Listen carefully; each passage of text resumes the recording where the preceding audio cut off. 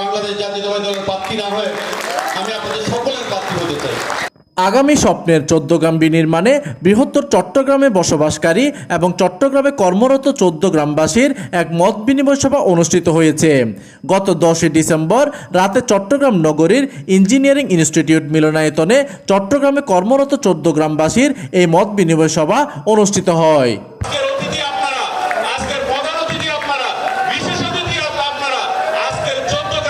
উক্ত মত বিনিময় অনুষ্ঠানে আব্দুর রব সোহেলের সঞ্চালনায় এতে সভাপতিত্ব করেন আলহাজ মোহাম্মদ শাহ আলম। অতিথি আপনারা জানেন আমাদের 14 গ্রামের মাটি মানুষের নেতা গণমানুষের নেতা জনাব কামরুল হুদা। 14 গ্রামবাসীর এই মত বিনিময় সভায় প্রধান অতিথি হিসেবে উপস্থিত ছিলেন কুমিল্লা 11 সংসদীয় আসনে বিএনপি মনোনীত ধানের শীষের প্রতীকের প্রার্থী মোহাম্মদ কামরুল হুদা।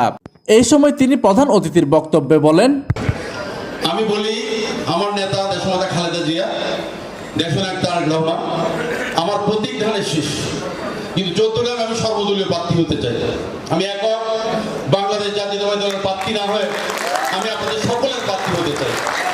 এতে বিশেষ অতিথি হিসেবে আরও উপস্থিত ছিলেন 14 গ্রাম কমিউনিটির আহ্বায়ক মাইনুল হক চৌধুরী রাসেল সহ অন্যান্য নেতৃবৃন্দরা।